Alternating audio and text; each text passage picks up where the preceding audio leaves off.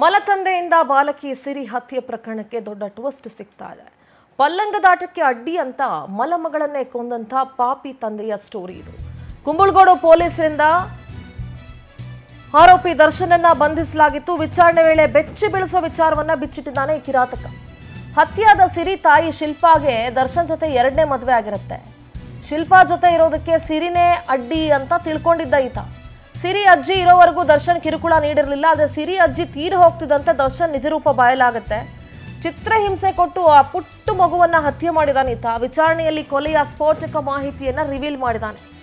ಕಳೆದ ಶುಕ್ರವಾರ ಬಾಲಕಿ ಸಿರಿ ಕೊಲೆ ಮಾಡಿದ ದರ್ಶನ್ ರಾಮಚಂದ್ರದ ಪತ್ನಿ ಮನೆಯಲ್ಲೇ ಕೊಲೆ ಮಾಡಿದ.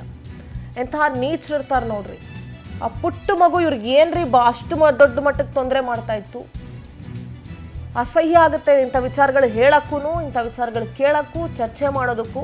ಆದರೆ ಸಮಾಜದಲ್ಲಿ ಏನು ನಡೀತಿದೆ ಎಲ್ಲವನ್ನ ಮನಗಂಡು ಹೇಗೆ ಬದುಕಬೇಕು ಅನ್ನೋದನ್ನ ಅರ್ಥ ಮಾಡ್ಕೊಳ್ಬೇಕು. ನೋಡಿ, ಇವನೇ ಆ ಪುಟ್ಟು ಮಗು ಎಷ್ಟು ಮುದ್ದಾಗಿದೆ ಆ ಹೆಣ್ಮಗು. ಯಾಕೆ ಎರಡನೇ ಮದುವೆ ಆಗೋಕ್ಕಿಂತ ಮುಂಚೆ ಆಕೆಗೆ ಒಬ್ಬ ಮಗಳಿದ್ದಾಳೆ ಅನ್ನೋದು ಗೊತ್ತಿರಲಿಲ್ವ ಇವನಿಗೆ? ಎಷ್ಟು ಚೆನ್ನಾಗಿ ನೋಡ್ಕೋಬೋದಾಗಿತ್ತು ಆ ಮಗುವನ್ನ. ಆ ಪುಟ್ಟ ಮಗು ಇನ್ನೇನು ಮಹಾ ತೊಂದರೆ ಕೊಟ್ಬಿಡ್ತಾ ಇತ್ತು.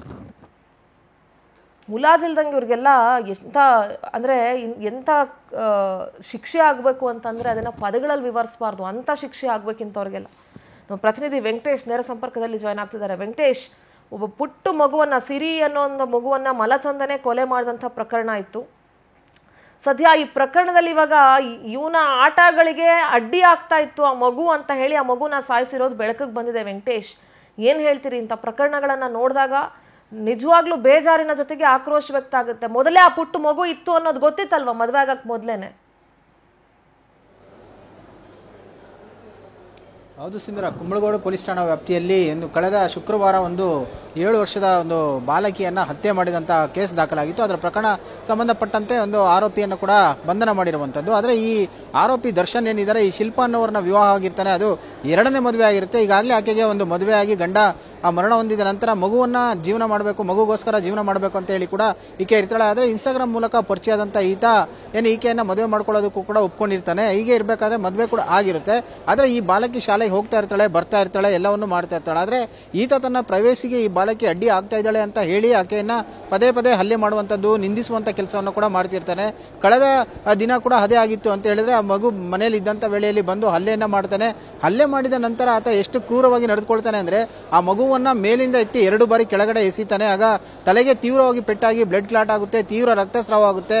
ಆಕೆ ಆಗ ಬಟ್ಟೆ ಎಲ್ಲ ಚೇಂಜ್ ಮಾಡಿ ಒರೆಸಿ ಫೋನ್ ಅನ್ನು ಮಾಡ್ತಾನೆ. ಹೆಂಡತಿಗೆ ಫೋನ್ ಮಾಡಿ ಮಗುವಿಗೆ ಒಂದು ಹೇಟ್ ಹೊಡೆದೆ, ಹಾಗೆ ಮಾತಾಡ್ತಾ ಇಲ್ಲ, ಪ್ರಜ್ಞಾಹೀನಳಾಗಿದ್ದಾಳೆ, ಬೇಗ ಬಾ ಅಂತ ಹೇಳ್ತಾನೆ. ಆಕೆ ಬರ್ತಿದ್ದಂತೆ ಕೂಡ ಈತ ಏನೋ ಮಾಡಿದ್ದಾನೆ ಅಂತ ಹೇಳಿ ಗೊತ್ತಾಗುತ್ತೆ. ಹೊರಗಡೆಯಿಂದ ಆಕೆ ಕೇಳಿದಂತ ವೇಳೆಯಲ್ಲಿ ಈ ಒಳಗಡೆ ಮಗು ಇದ್ದಾಳೆ ಅಂತ ಹೇಳ್ತಾಳೆ, ಬದುಕಿದೆ ಅಂತ. ಒಳಗಡೆ ಹೋಗಿದ ತಕ್ಷಣ ಆತ ಡೋರನ್ನ ಲಾಕ್ ಮಾಡಿ ಈಗ ಎಸ್ಕೇಪ್ ಆಗ್ತಾನೆ. ಆಕೆ ಕಿರ್ಚ್ಕೊಳ್ತಾಳೆ. ಅಷ್ಟೊತ್ತಿಗಾಗ್ಲೇ ಆತ ಎಸ್ಕೇಪ್ ಆಗಿರ್ತಾನೆ. ಅಂದ್ರೆ ಈತನಿಗೆ ಯಾವುದೇ ಕೆಲಸ ಕಾರ್ಯ ಕೂಡ ಇರೋದಿಲ್ಲ. ಈಕೆ ಸಾಕ್ತಾ ಇರ್ತಾಳೆ. ಇಷ್ಟೆಲ್ಲ ಇದ್ರೂ ಕೂಡ ಈಕೆಯನ್ನ ಸರಿಯಾಗಿ ನೋಡ್ಕೊಳ್ತಾ ಇದ್ದಿಲ್ಲ. ಈಗ ಮಗುವಿನ ಮೇಲೆ ಈತ ಆಕ್ರೋಶವನ್ನ ತೋರಿಸಿ ತನ್ನ ಪ್ರವೇಶಿಗೆ ಅಡ್ಡೆಪಡಿಸ್ತಾಳೆ ಅಂತ ಹೇಳಿ ಕೊಲೆ ಮಾಡಿರುವಂತದ್ದು. ಅಂದ್ರೆ ಈಕೆ ತನ್ನ ಜೀವನಕ್ಕೋಸ್ಕರ ಬದುಕಬೇಕು, ಮಗಳನ್ನ ಚೆನ್ನಾಗಿ ನೋಡ್ಕೊಳ್ಬೇಕು ಅನ್ನೋ ಉದ್ದೇಶ ಇತ್ತು. ಆದ್ರೆ ಮದುವೆ ಆದ ನಂತರ ಈತ ಈ ರೀತಿಯಾಗಿ ಮಾಡ್ತಾನೆ ಅಂತ ಕೂಡ ಈಕೆ ಎಕ್ಸ್ಪೆಕ್ಟ್ ಮಾಡಿರ್ಲಿಲ್ಲ. ಸದ್ಯ ಆರೋಪಿಯನ್ನ ಈಗ ಪೊಲೀಸರು ಅರೆಸ್ಟ್ ಮಾಡಿದ್ದಾರೆ. ಮಗುಗೋಸ್ಕರ ಜೀವನ ಮಾಡಬೇಕು ಅಂತ ಇದ್ದವಳು ಒಳ್ಳೆಯ ವ್ಯಕ್ತಿಯನ್ನ ಆಯ್ಕೆ ಮಾಡಿಕೊಳ್ಳಬೇಕಾಗಿತ್ತು.